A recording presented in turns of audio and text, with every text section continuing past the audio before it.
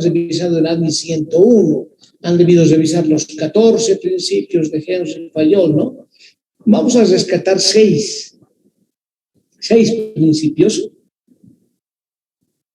No diremos que son los más importantes, todos son importantes, los 14, pero hemos rescatado estos 6 que nos van a dar la línea dentro de la cual nosotros estamos demandando por tal y tal razón, ¿no es cierto? Para ello, entonces, el auditor, el contador público, tiene que tener bien, tiene que manejar y conocer estos principios organizacionales. Son muy importantes, además son universales, ¿no? Principio de unidad de mando. Dice, para cada grupo de personas o para cada función debe haber uno y un solo jefe. De lo contrario surgen conflictos por órdenes encontradas y naturalmente disminuye la eficiencia en la realización de las acciones. Entonces vamos a tener aquí una pizarra. Ustedes me dirán si pueden ver mi pizarra.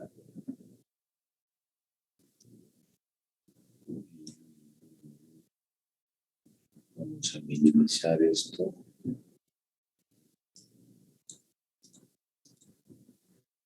Ya están viendo mi pizarra, ¿verdad? Sí, licenciado. Perfecto. Entonces hemos dicho seis principios, ¿no? El primero este principio de unidad de mando. Es muy importante porque, vamos a hacer aquí una grafiquita, estamos hablando de que para cada función debe haber un solo jefe. Como en el ejemplo, el organigrama que estamos presentando, ahí tenemos explícito el principio de unidad de mando, ¿no? Explícito, aquí está. Un solo, es como una persona con dos cabezas, ¿no? Que se da por malformaciones, se han dado. Normalmente no logran vivir esas personas con dos cabezas, ¿no?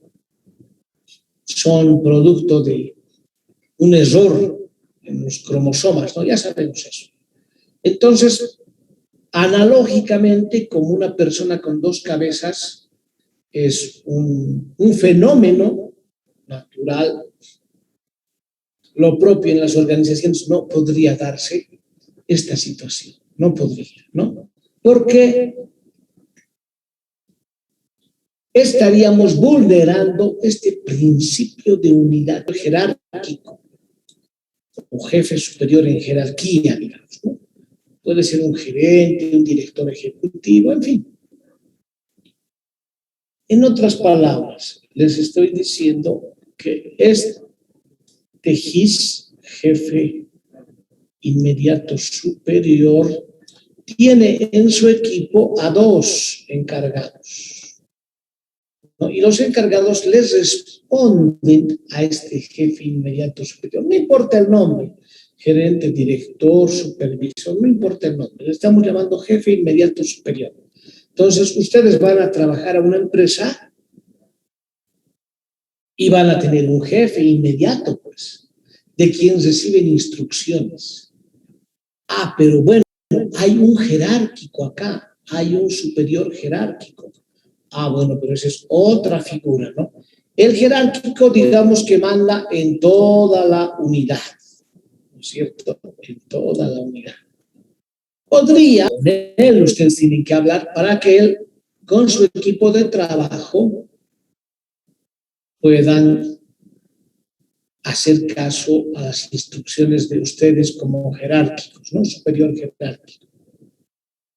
Ahora, puede ser también que el superior jerárquico quiera reunirse con el jefe inmediato superior y todo su equipo. Pueden ser 2, 3, 5, 8, 10 personas, no sé. Y ahí, pues, otra es la situación, pero respetar siempre los niveles establecidos en la organización, ¿no? Esos niveles que hemos visto con tanto detenimiento, ¿no? Nivel ejecutivo, nivel de asesoría, nivel de apoyo, nivel de línea, nivel de mandos medios, nivel operativo, etcétera. Todo eso que hemos visto se debe respetar, ¿no? Y el auditor, el contador público, si es que ejerce la función de control interno, ¿no? Esa lupa que hemos dibujado, puede observar muy bien este principio de unidad de mando. Y en algún caso podría observar que hay una situación anómala, irregular, y que se está vulnerando el principio de unidad de mando, ¿no? Ya saben cuál es el principio de unidad de mando ustedes. Para cada función, un solo jefe. Ese es el principio de unidad de mando, ¿no? Vayamos al segundo principio. Vamos al principio de especialización. ¿Están viendo mi pantalla? ¿O nada? Todo licenciado. Todavía no, licenciado. Muy bien, muy bien, muy bien. Ahí está, ¿no? Ahora sí me dicen los participantes, pueden ver su pantalla, ¿no? Entonces aquí está el principio de especialización. ¿Qué dice este principio? Mientras más se especialice un trabajador, una trabajadora en una actividad, mayor será su eficiencia y destreza. Como que es una verdad de perogrullo, ¿no? Es obvio. Por eso seguramente ustedes han debido escuchar, bueno, en nuestro país no está muy latente, aunque en los últimos años cada vez con más fuerza. Por ejemplo, en el Brasil, sin ir lejos, los profesionales odontólogos, hay especialistas en caninos, solamente caninos.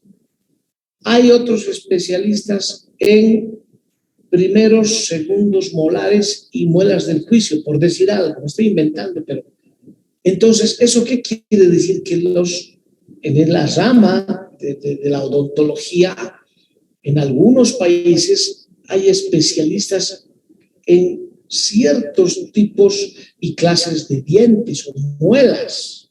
Imagínense. Entonces, la especialidad puede llegar hasta ese extremo. Todavía en nuestro país, claro, nuestros dentistas nos tocan caninos, muela del juicio, primer molar, segundo molar, en fin, ¿no? Pero solo como ejemplo les comento el tema de odontología en el Brasil, por ejemplo. Hablando de contaduría pública, ¿no? Una cosa es que ustedes sean los operativos. ¿Qué significa ser, si ustedes son contadores públicos, licenciados en contaduría pública? Si quieren ser del área operativa, ¿qué van a hacer? ¿Qué se imaginan? ¿Qué hemos estado hablando, Ronald Amaru, todo este tiempo? ¿Qué hemos estado hablando? De un contador público operativo. ¿Cuál sería? Licenciado, contribuir directamente. Vale. El operativo, estoy hablando del operativo. Ustedes tendrían que ser un jefe financiero, un jefe de contabilidad, porque estarían prácticamente en la crema innata de lo que son los estados financieros, ¿no es cierto? ¿Quién elabora los estados financieros? Ya hemos mencionado repetitivamente el área administrativa financiera. Ahí puede haber un director administrativo financiero, un DAF, o un gerente financiero con su equipo. ¿Quién es su equipo? Normalmente estará pues el contador, el jefe del área contable, con todo su equipo, ¿no? De contadores. Ellos son los que operativamente llevan adelante, realizan, elaboran los estados financieros. Por estados financieros nos referimos a ¿qué? Balance general, estado de resultados, todo lo que ustedes dominan, ¿no? Están aprendiendo a dominar. Entonces, si ustedes, contadores públicos, el día de mañana ya van a ejercer la profesión y a veces no hay mucho que elegir pues en nuestro país, ¿no? Ustedes quisieran ser controladores, controles internos, auditores, pero por azares de la vida, por la profesión, les han llevado a un departamento contable.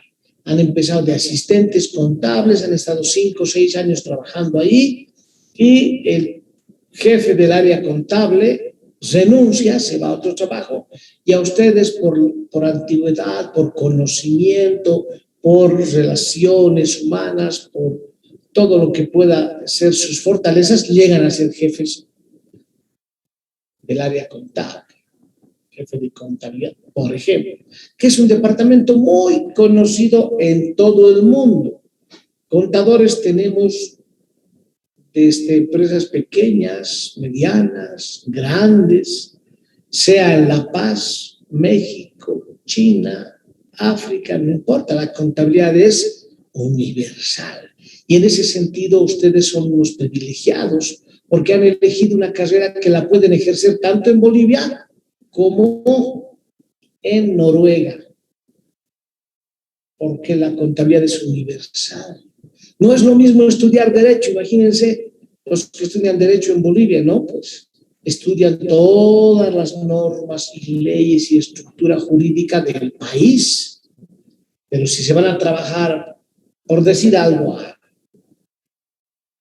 República Dominicana, ahí tienen otras leyes, pues, ¿no? Entonces los que estudian abogacía tendrían que especializarse en Derecho Internacional, que es una especialidad, pero normalmente el grueso de gente que logra su título de abogado aquí en el país no le sirve en otro país, porque en otro país, claro, los principios y preceptos le van a servir, pero las leyes, normas, decretos no son las mismas en otros países, por más cercanos que sean, Perú, Chile, Argentina, no, difieren, ¿no? Entonces, en cambio, la contaduría pública es una ciencia que es universal y sus principios y preceptos son también universales.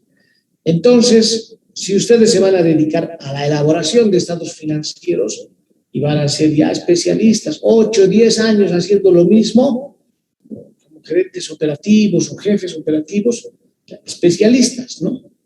Por eso este principio de especialización dice, mientras más se especialice, mayor será su eficiencia y destreza. ¿Y qué tal si les toca en algún momento trabajar en una unidad de auditoría interna o en un estudio de consultoría externa, de auditoría externa, perdón? Pueden especializarse en control. Entonces puede ser control interno o control externo. Ustedes controlan, verifican, inspeccionan, miden, ¿no es cierto? Fiscalizan. Y ese es un tema ya más macro, digamos, ¿no? Es otra especialidad. Y con seguridad que ustedes también están llevando diferentes tipos de contabilidad, van a ir llevando, ¿no? Desde la básica que han llevado, intermedia, bancaria, minera, agropecuaria, ¿cuántos tipos de contabilidad gubernamental? Entonces, hasta el 4º año van a llevar diferentes tipos de contabilidad. Van a poder trabajar en un banco, contabilidad bancaria, sí han llevado. Van a poder trabajar en el sector agropecuario porque han llevado contabilidad. Van a poder trabajar en el sector público porque han llevado contabilidad gubernamental. En fin, ¿no? Aunque ustedes digan la contabilidad es una sola, pero tiene sus variantes dependiendo del área en el que se trabaja. Y ustedes están aprendiendo eso, contabilidad de sociedades, por ejemplo. No es lo mismo que la contabilidad gubernamental. Las sociedades son para el sector privado, la gubernamental es el sector público. Y así van a ir especializando. Entonces, este principio de especialización es uno de los principios más invocados también, ¿no? Más invocados y que nos conducen a colegir que evidentemente aquel funcionario, aquella trabajadora que se ha especializado en una actividad y mientras más años desarrolle esa función, esa actividad, será, digamos, de suyo, en consecuencia, mayor su eficiencia y destreza. No es una regla, no es una regla, pero se asume, ¿no? Se asume que te vuelves diestro, que tienes destreza en algo, mientras más años o más tiempo lleves en esa actividad. ¿No es cierto? Ayer anoche encargué vía Marketplace, me contacté con unos hacedores de estuches para guitarras, estuches semirrígidos, entonces, con varios, y ahí se nota, ¿no? A la gente que está 1 o 2 años trabajando en el rubro, no tiene todavía tanta destreza, pero si ya estás 8, 10, 12 años trabajando, tienes inclusive fotografías de tus trabajos, tú mismo, NIT, tu actividad es del 2010, ¿no es cierto? Ya te da una nota para decir, esta gente ya es diestra en su oficio. Lo propio, ¿no? En las organizaciones. Mientras más una persona desarrolle una actividad por mayor tiempo, se supone, no es una regla, vuelvo a repetir, pero se supone que será más diestro y más eficiente, ¿no? En ese tema. Principio de especialización. En otras palabras, ¿qué deberíamos cuidar como contadores públicos, como auditores? Deberíamos cuidar, primero, que se cumpla este adagio popular, este refrán que conocemos desde chiquitos, desde el colegio, desde la escuela, que dice zapatero a tus zapatos, ¿no? Cuando ustedes, como en el ejemplo, cuando veíamos la estructura organizacional grande y su organigrama, les decía yo, por exagerado, pero es una exageración que nos motiva a la reflexión. Si vamos a ver en asesoría legal a un veterinario, les decía, o en auditoría interna a un bioquímico, ¿qué vamos a pensar? Que la unidad, el departamento, la gerencia de recursos humanos no está funcionando, ¿no? No se están respetando las especialidades. ¿Qué hace un bioquímico a ver en auditoría interna? No podría ser. Se está vulnerando este principio de especialidad, de especialización. Y ahí ustedes recordarán el refrán, zapatero a tus zapatos, ¿no? Y es muy importante que la gente esté pues donde se ha formado, para el área que se ha formado, ¿no? Ahora, por supuesto, hay cargos o puestos que no necesariamente requieren formación académica, ustedes saben, ¿no? Para ser sereno, portero, mensajero, y no por desdeñar esos puestos, simplemente que no se requiere más que sentido común, ¿no? Aunque algunas organizaciones les piden el título de bachiller, mínimamente. Sepa leer, escribir, sumar, restar, que tenga mucho criterio, ¿no? Un mensajero que aparentemente es un puesto muy, muy operativo, tiene también su importancia fundamental. Y he conocido gente realmente de muy buen nivel en este cargo de mensajería, en estos cargos, ¿no?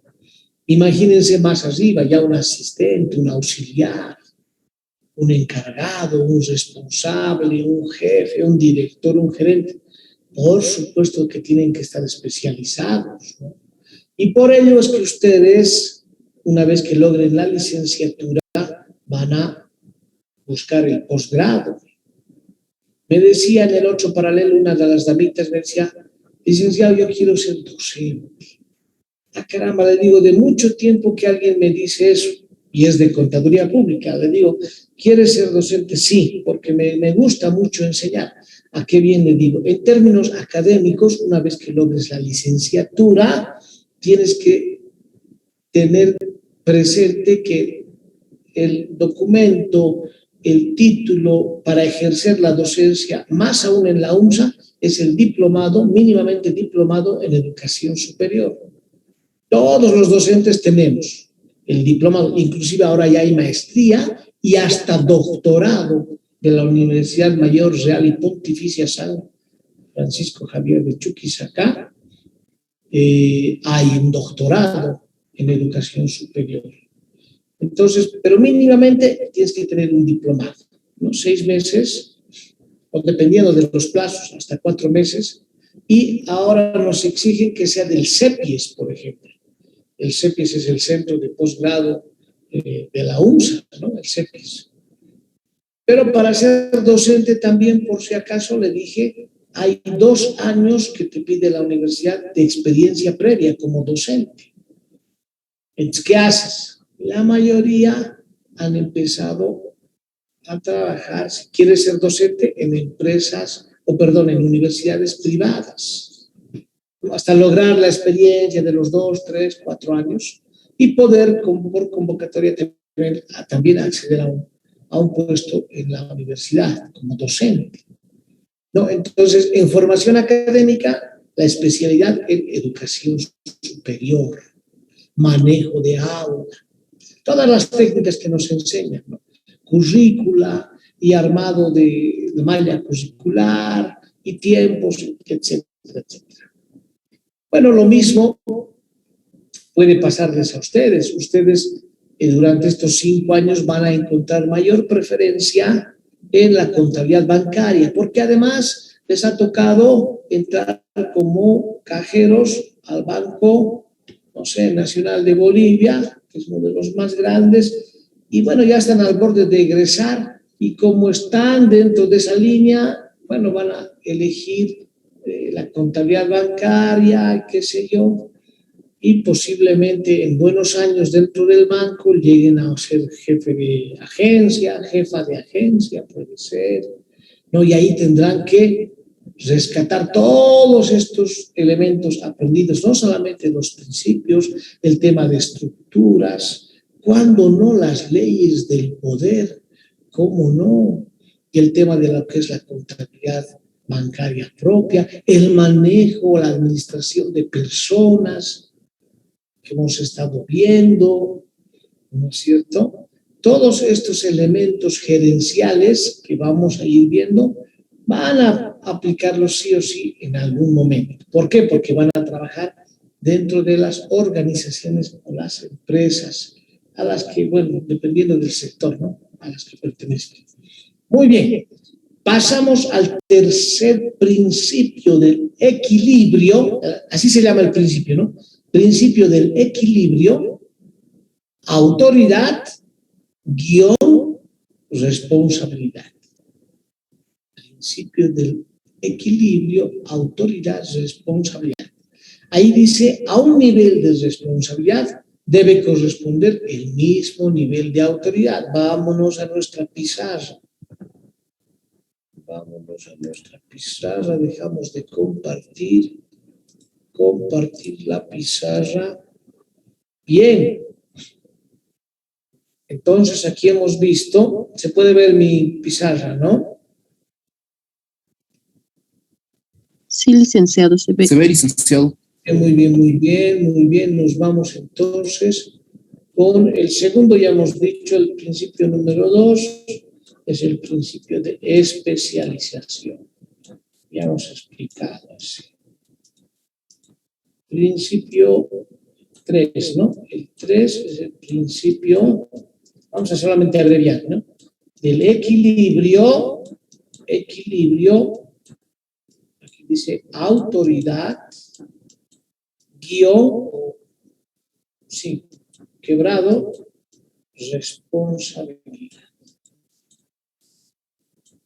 Entonces, muy importante que tengamos en cuenta este punto. Ya es un principio administrativo también que ustedes deben saber, aunque seguramente en admisión uno también ha revisado, ¿ya? Entonces, la autoridad se puede delegar. ¿Qué hemos dicho que es delegar? Hemos repetido hasta el cansancio en el tema 1. ¿Quién me ayuda? Hacer a través de otros, licenciado. Muy bien. Delegar es hacer a través de otros. No puedo ser Superman, superhombre, no puedo hacer contabilidad, recursos humanos, planificación, marketing, no puedes, ¿no? Para eso delego en equipos de trabajo, cada equipo tiene un líder, en fin, ¿no es cierto? Para eso delego. ¿Quién hace eso? El CEO, pues. El CEO habíamos dicho que es el nivel ejecutivo, él tendría que ejecutar, pero él solito no puede, es imposible.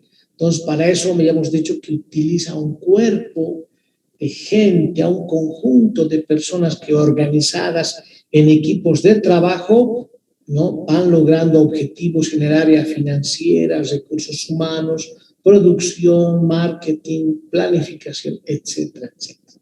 Entonces, la autoridad la puedo delegar. Y normalmente el CEO delega autoridad en sus gerentes de línea, por ejemplo. Cada gerente de línea tiene la autoridad suficiente para conducir toda su área. En el área financiera, ese DAF es la autoridad de esa área. ¿Por qué? Por delegación del CEO. El CEO le ha delegado esa autoridad. Entonces la autoridad se puede delegar, cosa que no pasa con la responsabilidad.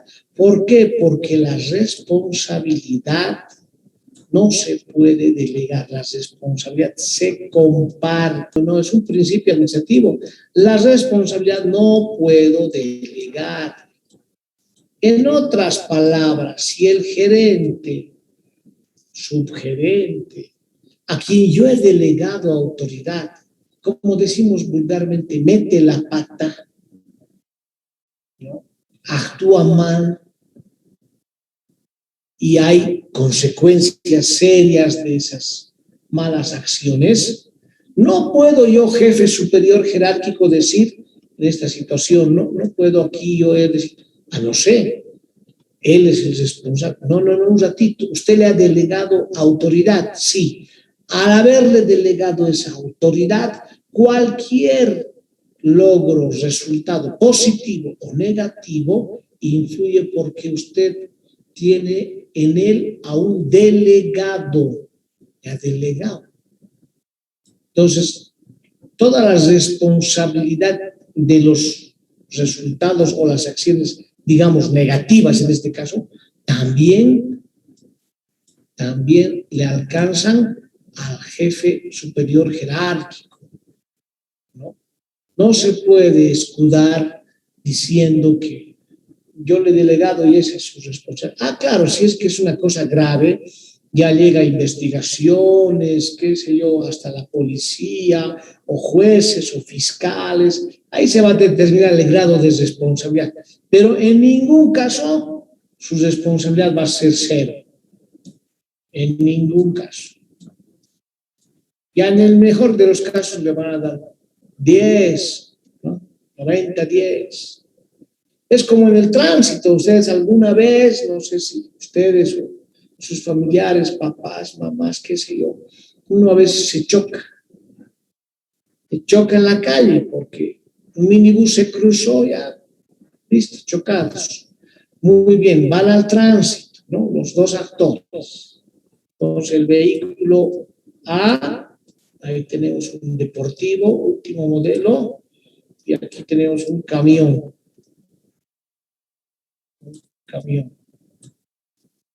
Han colisionado. La profesión del contador público muy delicada, sea operativo, sea elaborador de estados financieros, que es igual una tarea bien compleja, o sea controlador, ¿no?, control interno, control externo. De muchas responsabilidades su profesión. Están jugando, las personas que están en sus manos, están jugando su libertad en muchos casos. Y detrás de esas personas hay familias, niños, esposas, qué sé yo. Entonces, por una determinación de unos indicios de responsabilidad penal que el abogado y el auditor han establecido, bueno, la justicia va a mandar a la cárcel a la gente. Entonces, mucha responsabilidad tiene esta profesión de contador público. Es muy delicada, muy minuciosa, de mucho detalle, mucha lectura. Por eso tanto leemos, o les estoy motivando a que lean. Imagínense cuando tengan que hacer un informe, van a tener que comerse leyes, decretos, para poder interpretar.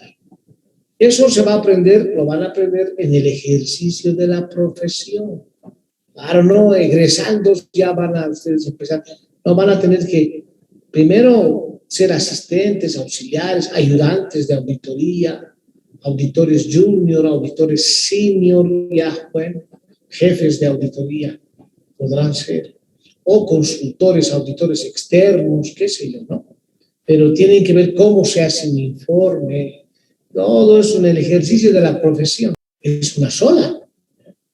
Obviamente hay algunas normas, claro, que son propias de cada país, de cada estado, de cada nación, ¿no? Pero los principios contables y la aplicación y los balances y los estados de resultados siguen la misma dinámica, la misma lógica, ¿no? Entonces, ustedes están preparados para desenvolverse en el país o en otros países, no hay ningún problema. Y para ello están estudiando y se están desenvolviendo y están aprendiendo como tal, ¿no?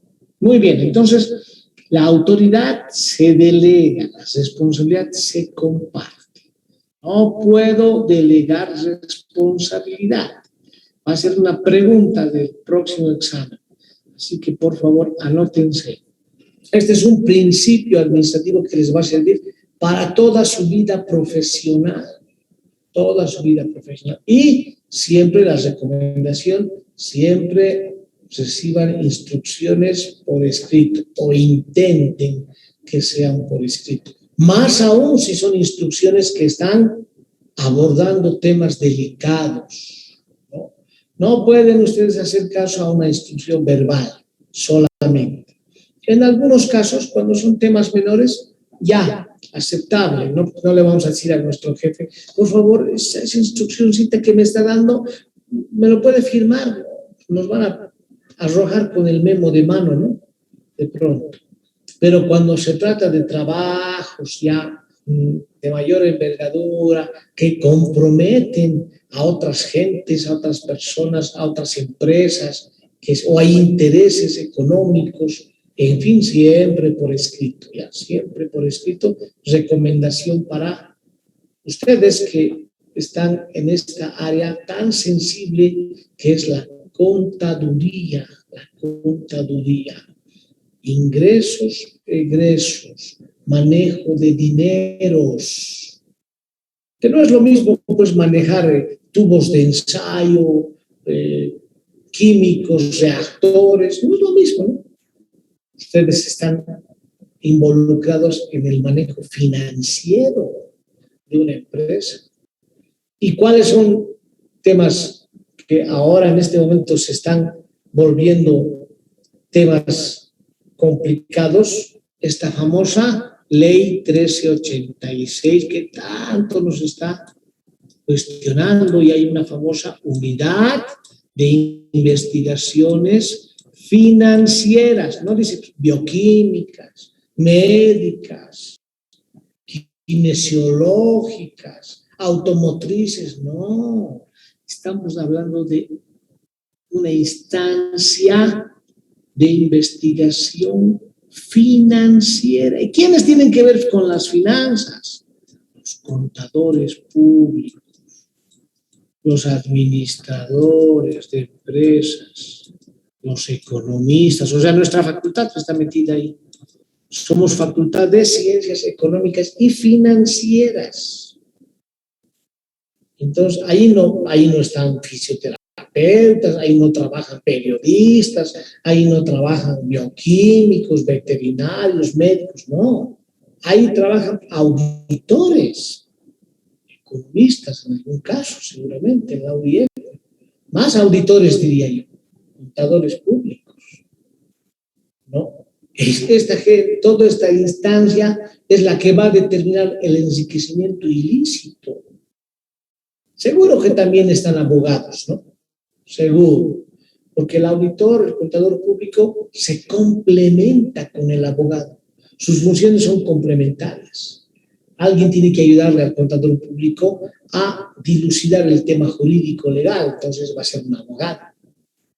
Pero esta ley 1386 tiene que ver con investigación, enriquecimiento ilícito y le están dando los superpoderes a esta unidad, que no es nueva, ¿no? No es nueva.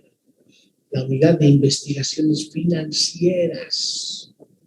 Ahí averigüen ustedes quiénes están.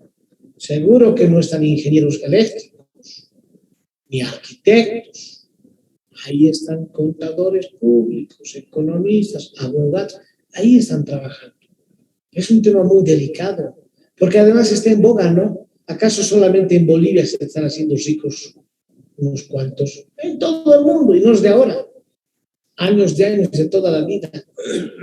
¿No es cierto? Solo que cada vez se están instalando mecanismos de control. Ya no sé si está mal o bien la ley, no vamos a discutir eso en este momento, pero que en todo país debe haber un control y una ley que establezca el enriquecimiento ilícito y las sanciones para aquellos que de la noche a la mañana aparecen de millonarios, tiene que haber. No podemos investigarlo a Perico de los Palotes, que tiene $10,000 y se ha comprado o se ha logrado un anticrético, ¿no? Un garzonier con sus $10,000. Imagínense tampoco, ¿no? Ya nos están explicando los jurisconsultos, abogados, que no pueden meter pues a todos en la bolsa, a otros, empresas privadas, de años, cuando ya tengan 40, se van a ver a mi compañero de la facultad, de la carrera, claro, ministro, gerente, director, qué sé yo, ¿no? Entonces, este tema financiero es muy delicado y está más en boga que nunca, más en boga que nunca, cada vez con mayor fuerza está el tema de las finanzas, ¿no? Y ustedes son y van a ser expertos en finanzas. Muy bien, nuestro tiempo se ha cumplido, nos quedamos entonces en este tercer principio del equilibrio, autoridad, responsabilidad. Nos conectamos el día viernes 15 de octubre y me despido de ustedes no sin antes desearles un buen resto de este miércoles que nos quedan horitas, buen descanso, sigan trabajando, estudiando. Me han mandado sus borradores, varios equipos.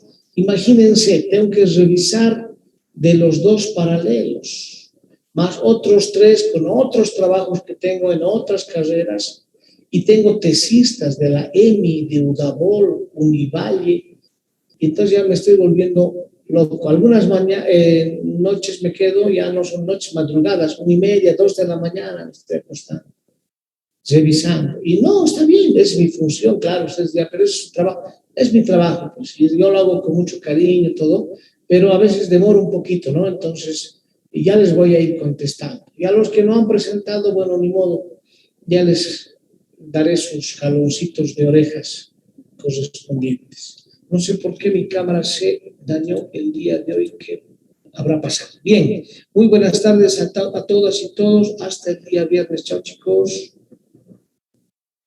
Hasta luego, licenciado. Chao. Hasta luego, licenciado. Hasta luego, licenciado. Chao. Hasta luego, Liz. Chao.